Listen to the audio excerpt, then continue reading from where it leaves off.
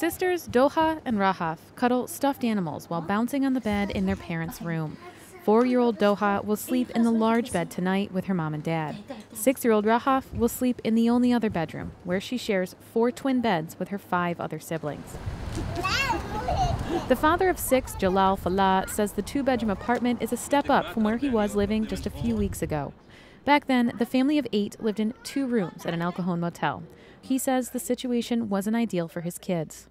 With the kids, if one was by himself, one would be indifferent, but with children it was very bad in the hotel. It wasn't suitable for children. Falah was among nearly 800 Syrian refugees who arrived in the county last year. They trickled in at first, partly because of lengthy background checks. But at the end of the year, more than 400 arrived within a 2-month period.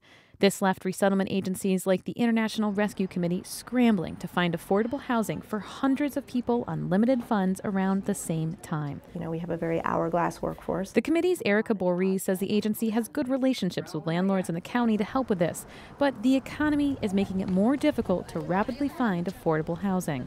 We really do work with a wide variety of properties across multiple neighborhoods in San Diego. But it is definitely true that, as the economy in San Diego has come out of the recession, unemployment rates are down, vacancy rates are down, all of those kinds of things certainly contribute to a more competitive rental market. Because of this, some refugees were left in temporary housing longer than usual, including the Falah family, who say they were in the motel for nearly 2 months. The family originally comes from Syria after their home was destroyed in the country's civil war. Like most refugees, they arrived with no credit and no salary, 2 key steps to getting an apartment. The agency receives a one-time stipend of about $900 per person to cover everything from clothing and furniture to a security deposit and rent. Boree says the agency also looks for homes near public transit because few refugees can afford a car. So it's a balance. Obviously, you want to get that family out of the motel as quickly as possible, but you also want to make sure that they're going to be in a home that's going to work for their family as they settle in. While they waited for an affordable place, the Falah family's one-time allotment was paying their nightly motel room rate. It came at a discount, but after a few weeks into the family's new place, Falah is worried the leftover funds and his cash assistance and food stamps from the county won't cover all of his family's needs. After the IRC covered the necessities, he says he only received about $1,000 from the agency. The IRC wouldn't detail how the rest of the family's $7,400 was spent, citing privacy concerns. Falah explains his worries through a translator. The rent is 1,300 والكاش اللي بينزل لك 1300 and the cash exactly 1,300. He said 1,300 without water or electricity bills. In comes Bayan Nitar, an interior turnyer turned accidental nonprofit founder. An immigrant herself, Nitar launched the Syrian Community Network in San Diego after a friend introduced her to a newly arrived family. I could tell they had nothing, and when I'd open my trunk to show them what they needed, if they needed anything out of what I brought of necessities, they only took a few items and gave me numbers and addresses of other families that needed more help in their opinion.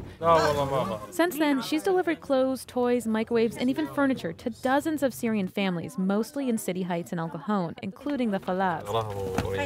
But she says the biggest need is rental assistance. I know the resettlement agencies are doing their best to try to get them out, but some of these families are really large, and the rent prices in San Diego for apartments is extremely high. So with the amount of money they have and are able to afford, it's really difficult to find apartments and at the price that it's needed to sustain their living here. Mitar's organization has made contact with 170 newly arrived Syrian families in the county and now helps cover the rent for 115 of them. More are asking each day, including the Falah family. Falah says even his 6-year-old daughter knows there's something to worry about. So I have a daughter, 6 years old. She says, "Dad, what happens if you can't pay for the house? Will they take us out? Would we have to sleep outside like the people who sleep outside in the garden?" I swear to God, that is what the little one asks me. Recalling the interaction brought tears to his eyes. He said he hopes to find a job soon, but he hasn't learned English yet. And because of an old injury, he might need surgery, another hurdle to employment. Still, he says where they are now is better than where they've been before. Tarryn Mento, KPBS News.